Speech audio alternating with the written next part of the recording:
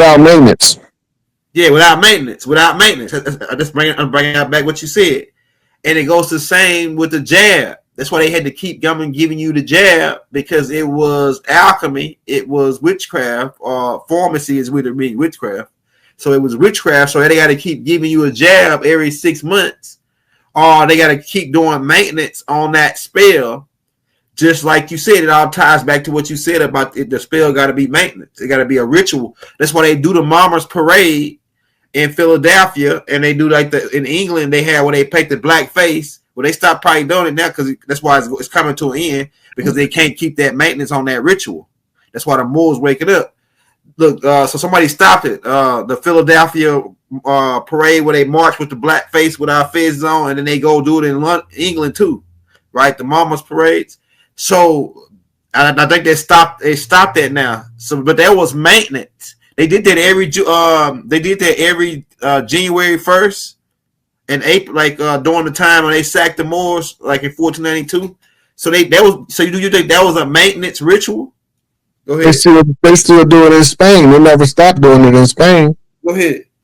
Right, and it is the maintenance of a ritual, right? But you brought up Crowley.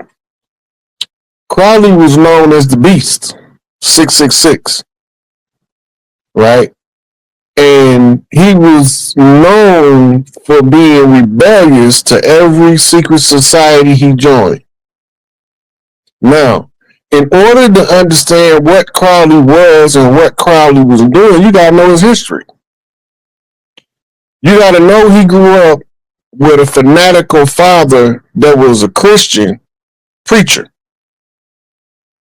And that he gave a vow that not only would he expose the church, but he said, this is when he was like 12 years old. He said he's going to expose the church, and he's going to go into the Masons, because the Masons was the ones who had the hold on his father stronger than the church, and put all of their secrets out. Right? He said, I'm going to tell it all. Right? So this is why none of the occultists of the era, they couldn't stand Crowley, because he was putting all of their secrets in the public domain. Right? His epic work, Gems of the Equinox, right? He got so much knowledge in there related to the practice of magic that was never supposed to get out into the public. It was supposed to be kept concealed behind lodged doors. That's the only way that the ones contracted as Masons, because they under contract if they in the Brotherhood. The ones those are speculative Masons. Operative Masons is the ones who live in their life doing the actual work, what they call the magnum opus, the great arcana, right, of building the society of heaven on earth in the midst of being attacked from all angles from the devil, who is the contracted ones. So it becomes a war against Masons and Freemasons, right? So in order to be a Freemason, you have to be a traveling man. You have to be on the land, occupying very diverse places and maintaining your character the whole time, which ties back to understanding what it means to be royalty. Royalty ain't just the blood alone. It's also the character development that makes you worthy to sit on the seat called the throne. You're not worthy if you don't go through the struggles of life to hone your character and your skill set so that you can be an asset to the collective instead of being a liability. Tyrants is liabilities. They only out for selfish gain and selfish agendas. So you don't want to put a tyrant on the throne. But you do want somebody that's strict. You do want somebody that stand on business. You do want somebody that won't back down in the face of a threat. Right? All of this is the development of the self in operation. So you become what they call an operant Mason. The speculative Masons are the ones who studying what you're doing and trying to figure it out. What is he doing? Why is he doing that? So they study human psychology, sociology, and then they try to use that information to control all of the people. But some of us is uncontrollable. They're incorrigible. You can't control me. Only I can control me. And I'm only going to let you control me to the degree in which it benefits me. When the benefit is gone, your control is lost. So Crowley did exactly what he said. He didn't stay with Blavatsky long because she was putting the secrets out in open. He didn't stay with Israel Regardie long because he was putting the secrets out in the open. Right? He didn't even want to touch Rudolf Steiner because he wasn't scared of too many people. But Rudolf Steiner wasn't his cup of tea, nor was Franz Bardon. Right? But Crowley did exactly what he said he was going to do. Expose the church and expose the lodge. He put the lodge business out in the open. They put a hit on him. He just survived it. And they ran him up out of, was that England? They ran him up out of somewhere where their main stronghold was. He got ran up out of there. And they moved him out the country. It was Switzerland or somewhere. He got ran up out of there. Yeah, he ended up, I think he died on a little island outside of Italy. Yeah, he was trying to do this 6-month spell, the longest spell they got in their spell book. Well, if you don't do the maintenance on them, then they dissipate. It's energy. Yeah. If you don't, it's like driving a car. If you don't put no gas in it, it ain't going nowhere. Yeah. Right? It's the same thing. Yeah. The same engine that you burn gas in, with a few tweaks, you can burn water in it. Yeah. So the great deception come in and them telling you that the only way you can get this amount of power out of this engine is you got to use fossil fuel. Yeah. Yeah. Yeah. It's already somebody that they already converted it in the 1800s. Over here, we had cars running off of water. They come to find out that's what that dude was breaking down that clip. I ain't played the whole clip, but he said that we were more advanced. Like Nikola Tesla was just a cover up. Like he said he's saying that we already had lights and plumbings and like sewer systems and everything over here before Christopher Columbus came. Like sewer systems. Yeah, we had all that. And trains and stuff. We wasn't no Stone Age spear chucking backwoods. We didn't need weapons. Yeah. We only needed weapons to hunt. We didn't need weapons to fight war. We didn't have them kind of wars. Yeah. If it got bad enough, my chief gonna fight your chief. Right. You know? Yeah. Or they gonna pick their champion. Yeah. Yeah. That's why I say if it was a war to be won with the fist, Big Tookie and Mike Tyson would have took it a long time ago. It wasn't about that. Those were what they call them. Those were bullet points on the essay. Somebody that can do it all. It wasn't about physics. Because it was about physics, Lord Quartermain would have took that. Because they couldn't create atomic bomb out of Einstein's formula until they called in Lloyd Quartermain. It ain't about education, because Carter G or Amos Wilson, Hockey Model Booty, they all would have took that a long time ago. Right? Half of this stuff Elijah would have took. There's some boys in the nation got them hands. Yeah. And, they just don't run around fronting that they got them hands, but don't pull up on one and try to find out. Yeah, right. Right? But, he was turning out champions of all caliber. He had Ali. Right? He had great authors that we look back now, we read these books. Some of them that wasn't formal members, like Dr. Clark, but he was feeding information to Elijah. and Malcolm and Martin, right? Dr. Ben was feeding them information to keep their education program ahead of the fallacy, right? So you got people like Chancellor Williams, whose information was fed through the nation, destruction of black civilization. Mm-hmm. Right, a lot of that information, if the nation wasn't showing us what to read, we wouldn't have knew what we needed to read versus what they told us to read. We wouldn't have knew that we needed our information to offset what they was telling us. Mm-hmm. Right? I was ordering college textbooks, but at the same time, I was in the Final Call bookstore and I was in the Ansuala bookstore ordering books from us. Mm-hmm. Right? They had this. I had this one catalog called African World Books out of Philadelphia. I was ordering books out of, but then I was ordering books out of Edward R. Hamilton, and my brother and sister paid for all the knowledge. That's why I can give it away for free. It's been paid for already. It was paid. It was prepaid. Right? I paid attention, and they paid the bill.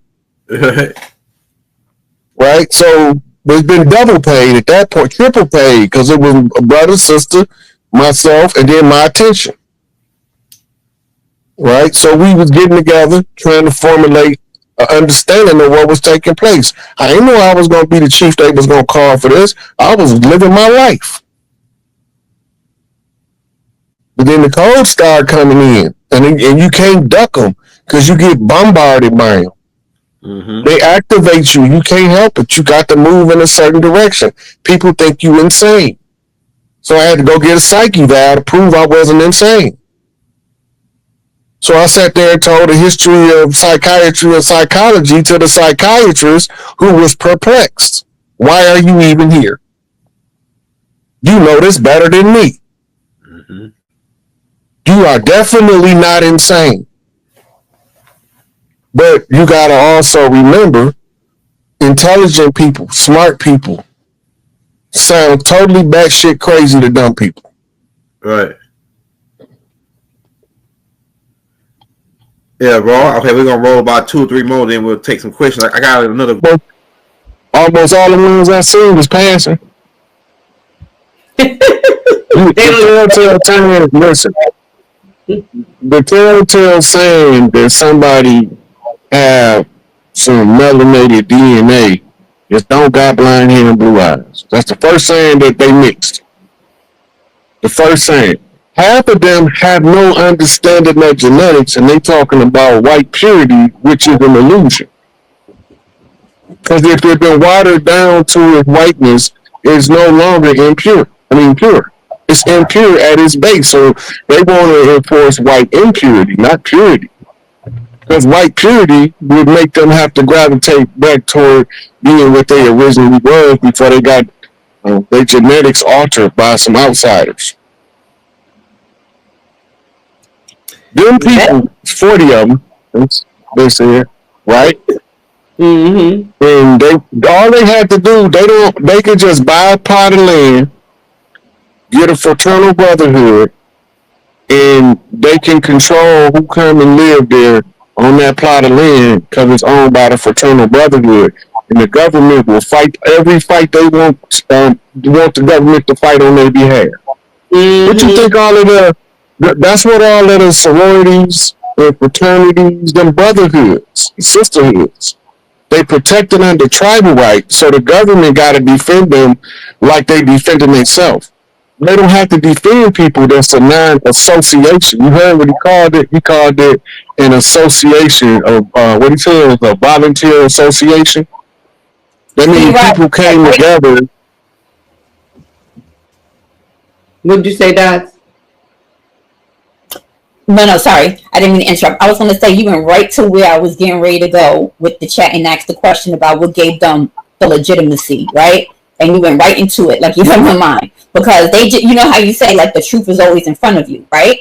So, say, just what your point is that what gives them the legitimacy to do this, right, is the right of free association. And if you have a collective group of people, right, binded by whatever they want to consider a similarity, and they are on. And the name, the name of the land. What is it called? Land of return something. Return, right? So, they have members worldwide with that. But when you think about just like how this is played, I mean, they gave you the truth. It's right there. All you had to do was listen, right? So I just wanted to emphasize that because that was, that was interesting. We don't have no problem with the Amish in their community. Yeah, I think it's a. Well, we don't have a problem. What? No. Just think about it for a minute. Hey, don't nobody look like us live with the Amish. We don't care nothing about them one way or another. The ones of us that know about them, we don't care about them left or right. We don't have why. I guess they. Why are they so different? Well, with the Amish, pretty much quiet. I mean, it's like people don't really pretty much pay too much attention to them. But I think with these people, I think it would that they're trying. Not that I care, but I think that they would make it a problem. The Amish people are not saying that we're going to start Amish developments all over the world, and these people aren't allowed here. No, actually, other races of people actually go into the Amish communities. I know because in Pennsylvania they sell dogs, and they get you to build certain things for them, and furniture, sheds, because the Amish people built my shed. So put it up in the day. Huh? Yeah, put it up in the day. In a day. But what I'm trying to say is they're not nasty. Like in a sense, this is almost like it's your memory. What's happening is the people that's talking on that little clip, they don't bring back. We don't have no history of having to fend off the Amish from attacks. That history don't exist. The Amish live in harmony with the law of the land, which is tribal law. Is the reason why we never have a problem out of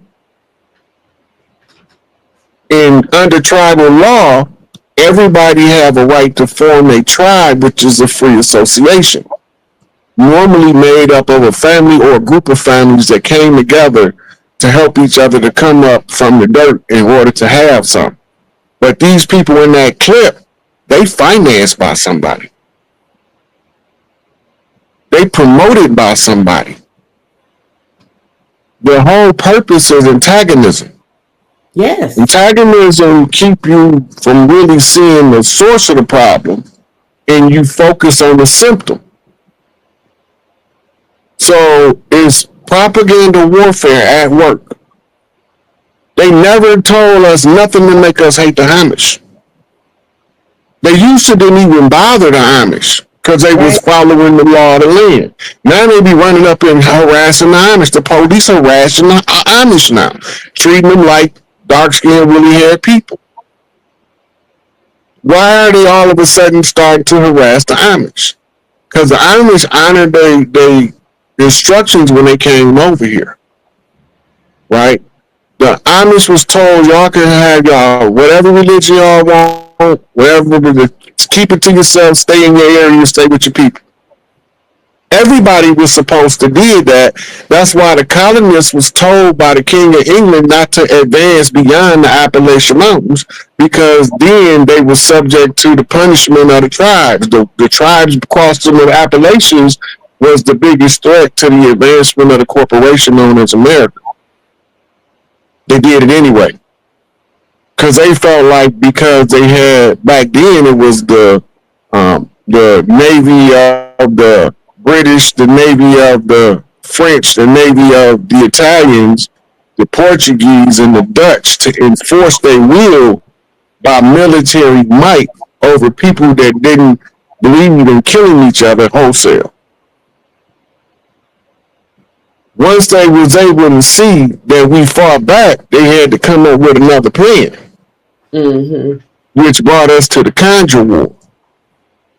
Right? We already, John D. told Queen Elizabeth the blood ritual that needed to be done in order to, he said, it's only gonna work for about 200 years.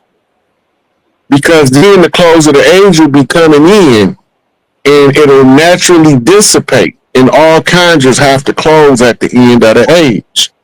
This is in the history of Heka out of ancient Kemet. It tells you at the close of the age, they have to call forth Tahuti to make sure that everybody that had an open conjure closed their conjures out. They major conjures. Minor conjures don't count. Your little love spell on your ex-boyfriend, that don't count. Major conjures affect masses of people. In the conjure was fighting last, 1776, Boston Massacre, and the assassination of Crispus Attucks, and writing that constitution, the secondary constitution, in his blood. They put it on display, but they never told you what it was. It's in I think, Virginia at the George Washington Masonic Memorial, right along with the feds of the conjurers who worked the conjure.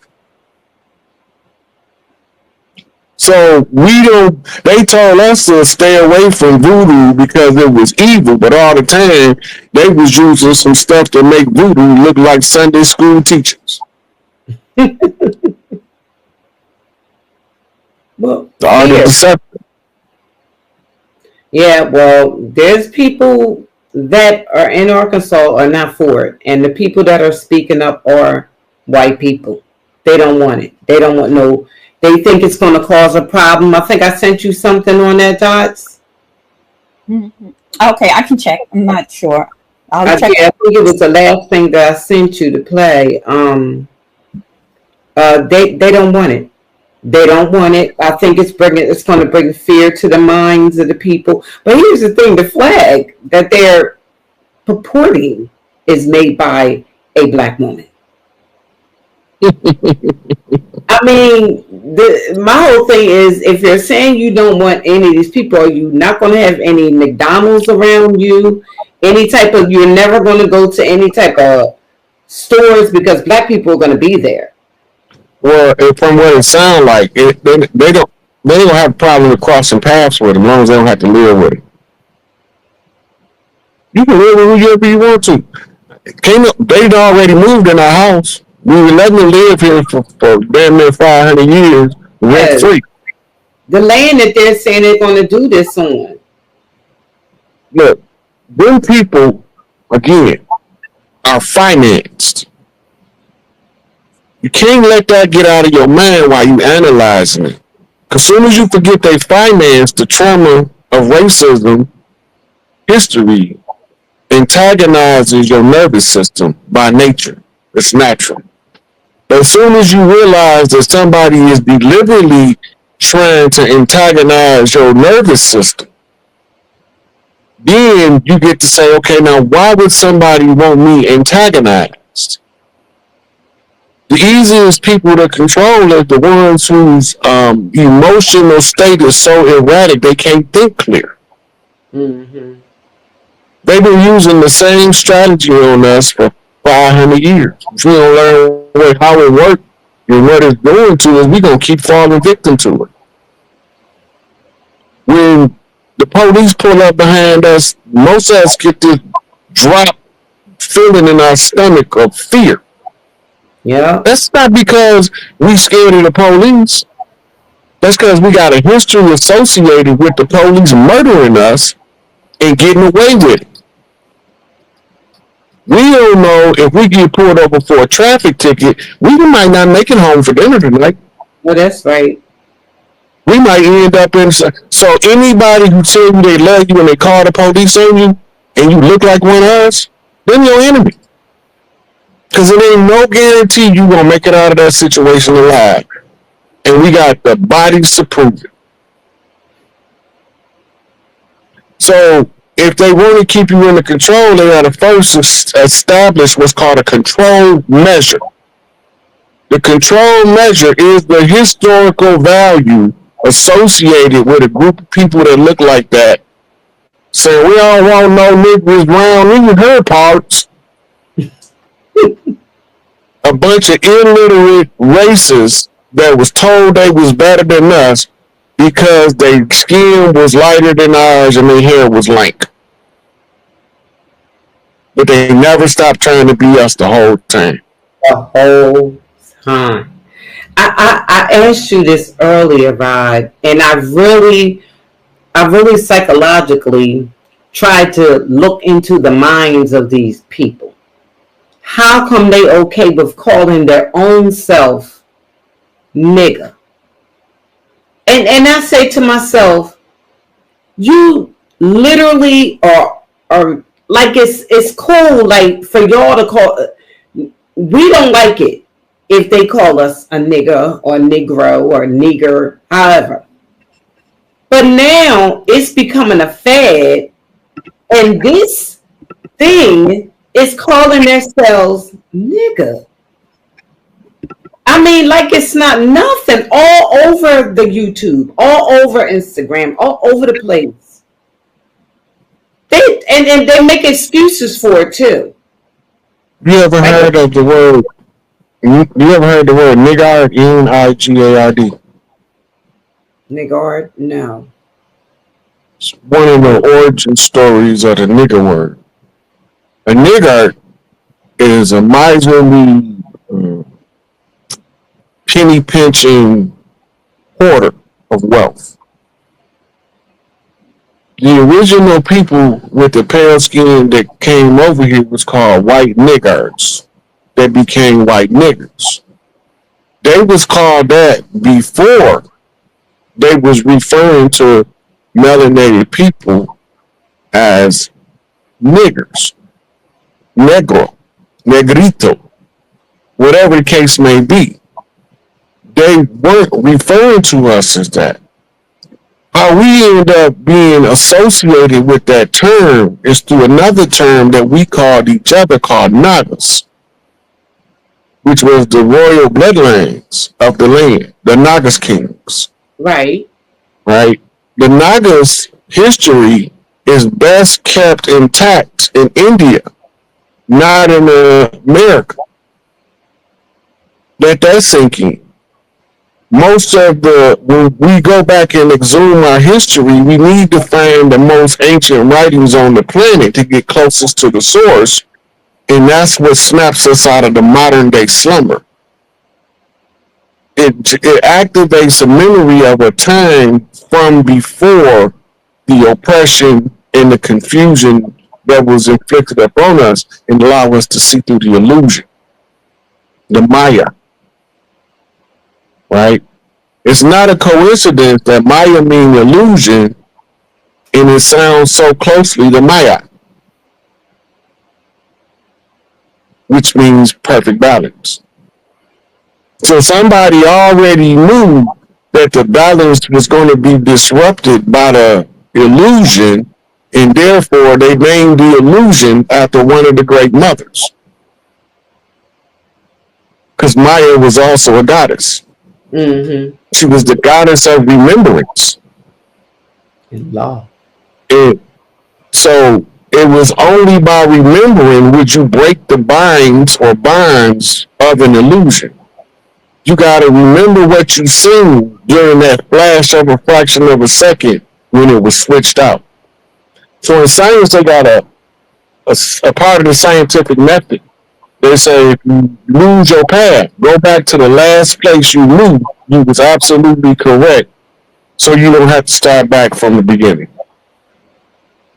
And then look at what you put out and see where you went wrong at.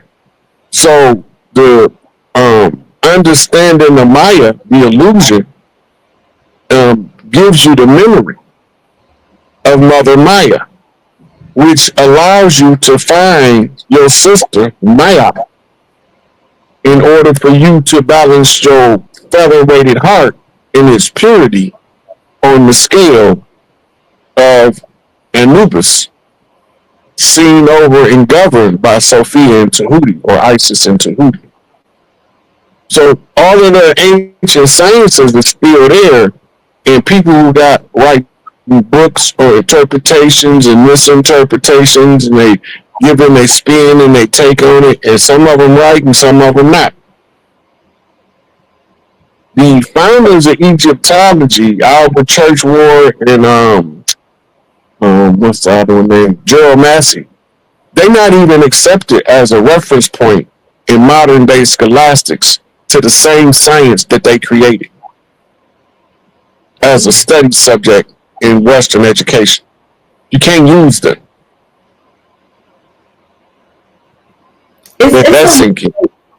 It's almost like if you can't beat them, join them. It's like now you see the white girls, and I'm saying, because I call them undone. They just smell, look, and seem undone to me. With plaits and everything in their hair where they done added the braiding. It's like when they were, in my time being younger, I can remember it was said, don't dress like them, don't be like them, don't talk like them. You know what I'm saying? For them not to be anything like us. But now, it's like I sit back and I look at this and I say to myself, like, is this really happening? You know what I'm saying? Go back to that video we just watched. Go back to it. But Rod, just look there. That video. Mm-hmm. No. This is a direct reference to what you're describing. He said they was trying to bring what culture back? White American culture, right? Right. White American culture, but they were trying to. Do you know what white American culture is? Mayonnaise. I did. Well, yes, and instruction, dividing, anything that to me is negative. I can't see their cultural appropriation. Cultural appropriation is white American culture. When you whether it's free white persons in law that came as dirty Moors to the land and labeled themselves free white persons in law, or whether it's the pale face they brought later to cover up their dirty deeds, they all appropriated our culture and exported it to the world. They still doing it to this day. Mm-hmm. When the first time it became popular for a pale-skinned lady to use our hairstyle was back in like 81, 82. It was a movie that came out called 10, starring Bo Derek. And the famous poster for that movie was her coming out of the lake with her hair braided up, plaited up, right, in a bikini. You remember that, Dot? I don't know if Dot, you there? I'm listening. I said, you remember that? What Rod's talking about with Bo Derek? Yeah. Mm-hmm. I remember that. That's weird. It brought back a lot of memories. But what you probably don't remember is the media fallout about her wearing her hair in that style. It was a big news story about her wearing that hairstyle. They had articles in it in the black newspapers. They had mainstream television stations was doing little side view where they talked about what people thought about her wearing that hairstyle. But if you go back to the 50s, we had a dance called the Lindy Hop. They came into the juke joints to learn how to Lindy Hop so they can put it on television. The music from Scott Joplin, they used to couldn't play it because they didn't have the prerequisite rhythm activated to use it to do ragtime music. So they demonized it, right? So if you want to know if I'm telling the truth, go Google the demonization of ragtime. It was called the devil's music. But then something rolls up after that. Ragtime gave birth to jazz. Mm-hmm. Jazz came in swing jazz, hard bop, bebop, soft jazz, right, vocal jazz, and non-vocal jazz. Mm-hmm. But after that, there came a new form of music because it was being appropriated by the people you call undone, and we wanted to have something with to maintain the soul's essence. So out of the Mississippi Delta came the blues, Came the blues. old plantation songs, right? Oh, the songs we used to sing around the fire, right? The greatest blues artists became Bobby Blue Bland, B.B. King, but before them, it was Big Mama Thornton, who inspired people like Jimi Hendrix to play the guitar, inspired B.B. King to play the guitar, right? And she inspired Elvis to pretend to play the guitar Oh, because he wasn't never playing it. Elvis had a little He cover. didn't want to play no damn guitar. Well, you know, his mama was a quadroon or octroon. She was past,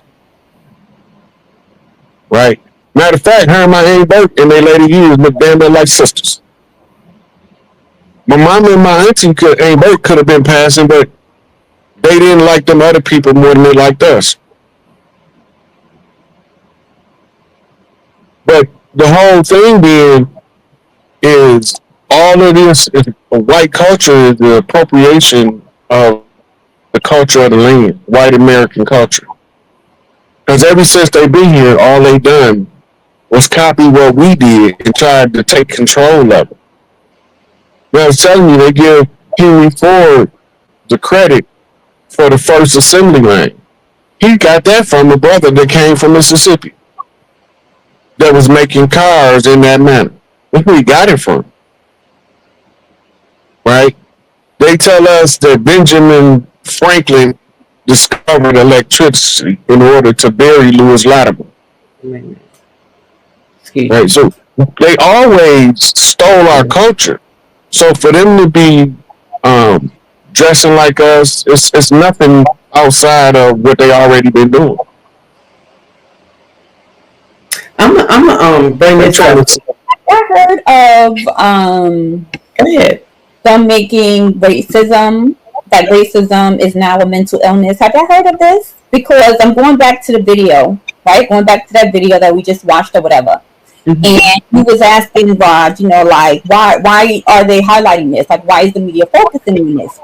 And I, you know, as I was watching it, I was just like, yeah, I think that definitely is to perpetuate this sort of like quote unquote race war, right? And try to make it seem like anarchy is probably coming soon, you know, like that fear mongering, right? And then of course the media then will have quote unquote white folks who are against this type of thinking, right? Because when you look at them, you do think of racist. You think of I think of uneducated, poor. I also think of them as disenfranchised in a lot of respects, right? But in their mind, the only thing that they have going for themselves, the only thing that is power that gives them some sort of like leeway is the fact that they're quote unquote white. You know what I'm saying? Right. It's thing. And so you have that playing out. And at the same time, I'm going to show you guys a quick video I want you to watch, right?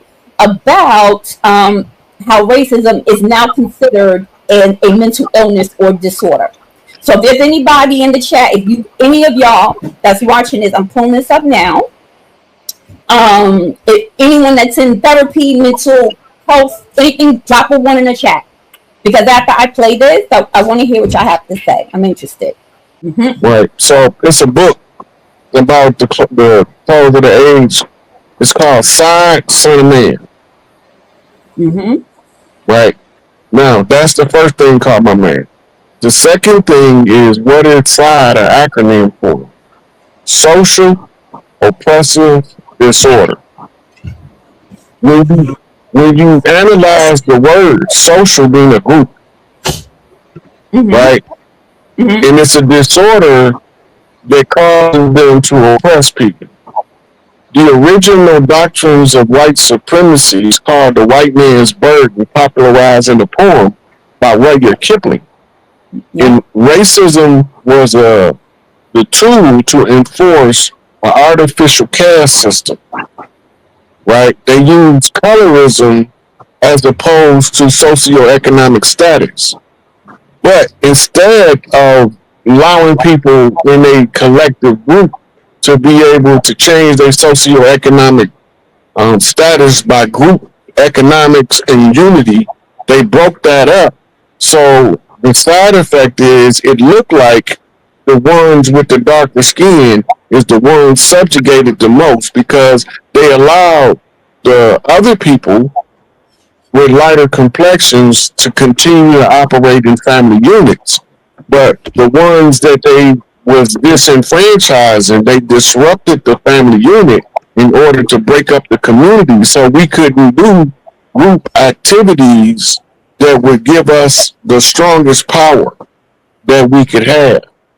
So it's systemic. That means it's hardwired into the systems that we follow, that we live under. It's oppressive because it selects a group of people based on the racial identity in which you are going to oppress. And they know it's a disorder because they wrote it on paper. So if you read Dianetics, it's a part in there called contagion or aberration. And what that's talking about is people with thinking defects like racism, sexism, etc. Those are passed down family lines like a hereditary disease, but it's a hereditary blockage to your thinking, right? So that was the first instant analysis that came up when I seen that. Yeah. Very interesting. Welcome, Mr. Kraft. How are you? Welcome to the show. Man, how y'all doing? Appreciate the comment. Yeah, we had to watch you take a bird bath and walk around and flex in the mirror. I don't know who was struggling with freedom or Oh no, I thought it was gonna take a little time for them. I ain't think they were gonna just put me right up there. So I just pressed the button and look, you know what I'm saying? We was all in your personal space. Yeah, my fault. I ain't mean to do that. I thought it was gonna take a little time for them to bring me up. Well, you here now. What's on your mind? But I was just thinking, like, I don't understand, like, why we even care, like, why they doing what they doing? Because I think we should root them on what they doing, because if they not able to do it, we not able to do it. We not able to separate ourselves, and if we make a big issue with them doing it, why? You know what I'm saying? How we gonna be able to do it? Like, separate ourselves when we ready to, like, lock in on our. We trade places. Remember, we trading places.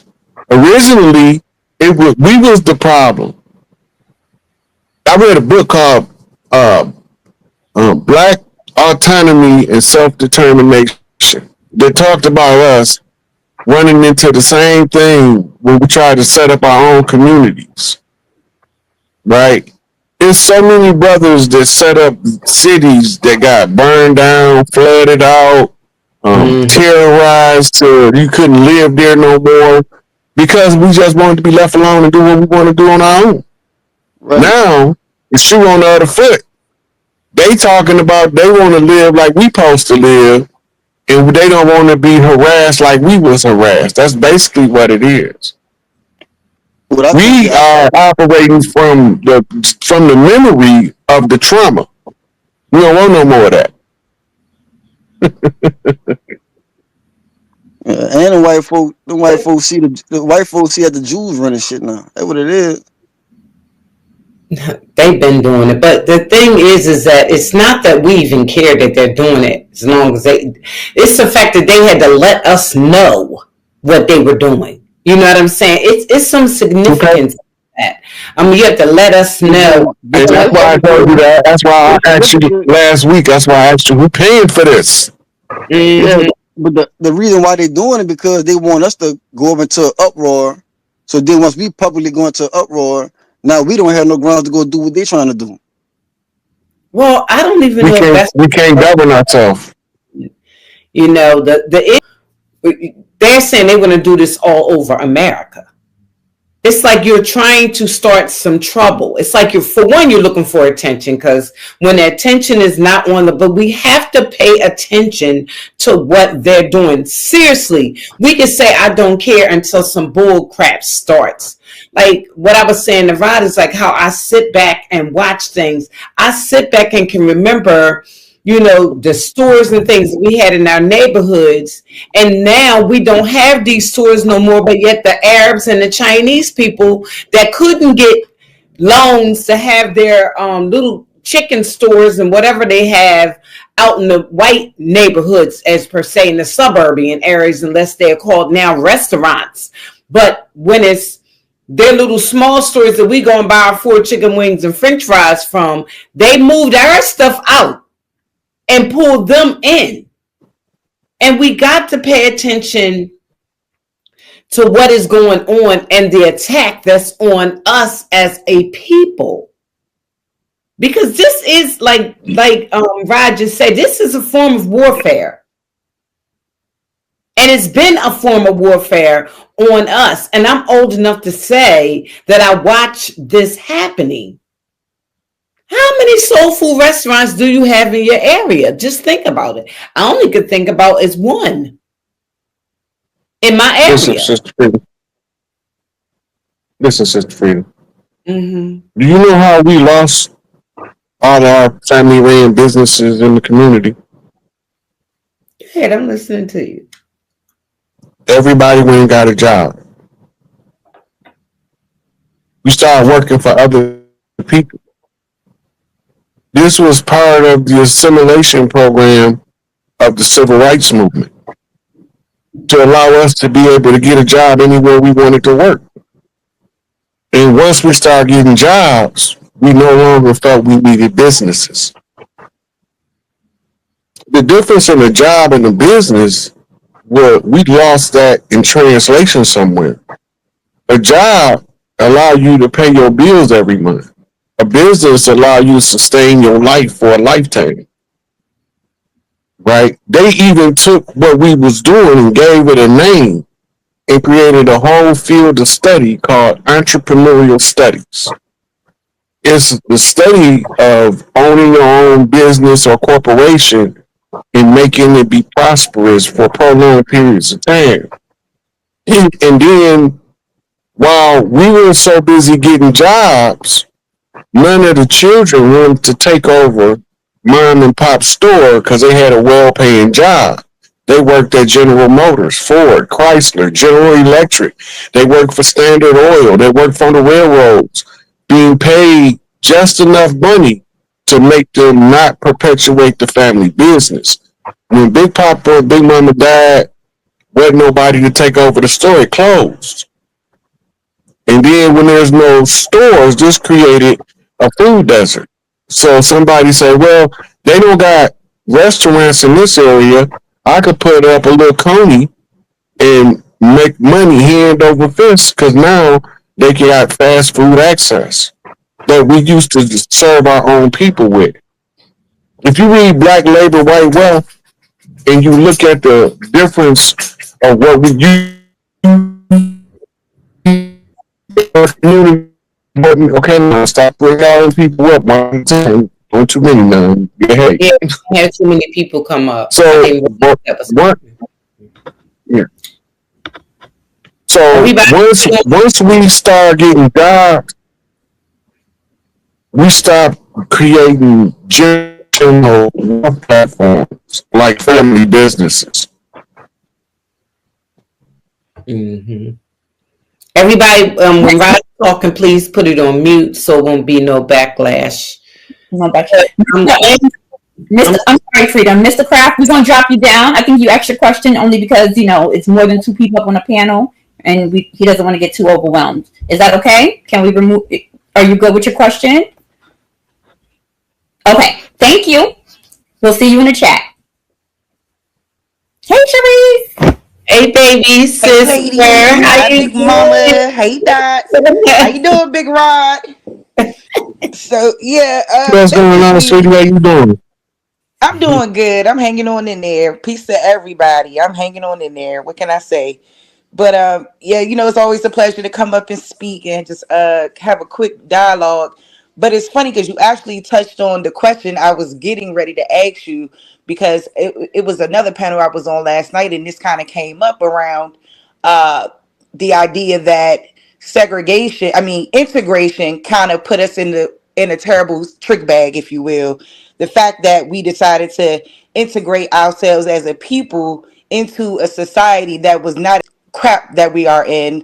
I think what I was trying to basically get out was that, do you think that people's lack of care is due to this assimilation? Because every time I hear people always saying, why should we care about this? Why should we care about this?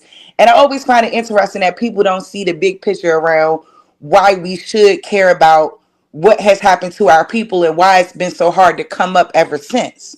Like may see a little bit of here and there, but we don't really see a lot of progress like we should. And I personally do think it's due to us integrating, and I think segregation probably was the best thing for us. So, I mean, if you don't mind just speaking a little bit, I know you spoke a little bit to it, but kind of just like a little bit more, because I just kind of want to understand from your perspective what you think that mindset is all about. So when people say, why should we care? I don't think they're talking about what other people doing in the sense of what they're going to do to us. I think they're talking about if we focus so much on what other people doing, what we doing, right? It's like I don't like talking about UFOs and spaceships. I mean, I don't know about them, but the reason is the same reason why I turn a blind eye to a lot of the foolishness that go on, and because we so busy watching the sky for UFOs, we can't even live our day to day life on the ground, right? It's the same with the people that's saying, why should we care? We don't give a damn what them people do, as long as it don't directly affect us. We need to be more focused on what are we going to do about our own condition, right? Where we don't have to boycott nobody because we too busy supporting ourselves. We too busy keeping the sisters in business in the hood in our community that was born to come from the bloodlines. We keep in business by supporting their business. We don't got time to go support anybody else, or therefore we don't have to boycott.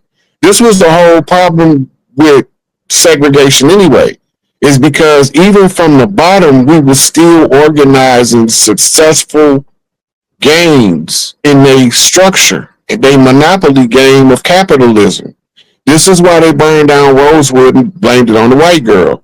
They burned down Tulsa, Oklahoma and blamed it on the white girl. It's serving two purposes. And you got to remember, before integration, they did a whole congressional investigation into the state of America. In the report, I forgot what the name of the report is, but it came back and said America is fastly becoming two nations, divided, separate, and unequal.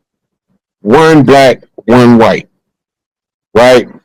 But what they wasn't telling you is, as long as we was doing the business of amongst ourselves, we didn't need them, and they needed us, and they needed to figure out how to get us to support the last throws to hold on to their power. And this was the integration program, by giving us the ability to get a job at General Motors when they wouldn't hire us before because of how we look, or Ford or Chrysler. Now we can get them jobs, but we won't sustain the most critical part of our infrastructure. So it was a direct attack on the infrastructure and how we did business with each other. And when the people talking about why should we care, they more along the lines is, instead of worrying about what they doing, let's do what our ancestors did and build our own. But then you have the ones who became successful through working labor to live a good life, that they believe that if you don't got a job, you're not doing nothing with yourself. You wasting away if you don't got a job, right? That's the perception that was intended for us to have, so that we don't support each other. and we don't be part of our own community upliftment and be more destructive to it. And this is why another reason why they turn the boys against each other. Because if you get the youth fighting early enough, they won't know no other enemy but themselves. So it's all tied in to the warfare propaganda machine and the sociological control of masses of people in order to get the result you're looking for. Right? So this is how I'm looking at when they say, why should we care? Right. I'm going to say this, though. You don't think this is all like a psychological twist? It's almost spiritual. It's almost weird, because if I can go to the store and buy, as long as I'm getting chicken wings, I should be caring that I'm getting them from Mama, from Big Mama, from Miss Evelyn's. You know what I'm saying? Versus me going to the Chinese for chicken wings. I mean, I'm just saying it's like I'm sorry. I don't want to cut you off. We used to do that, Freedom. That's exactly what we used to do. Yeah, the problem came in when we all got jobs. And Big Mama's store had to close when Big Mama died. So we can't buy Big Mama wings no more because don't nobody want to run the store because they got a good ass job. They work for Microsoft. They work for Tesla. They work for Apple, IBM. They don't want to run no little family store in the community to keep the community with some original people from the community controlling the transfer of resources. That's what we used to do. It took them from the 50s to the 80s to break us out of that. That's 30 years of continuously dividing us and giving us good jobs in order to get us to stop supporting our own family enterprise. It was part of a sociological control mechanism.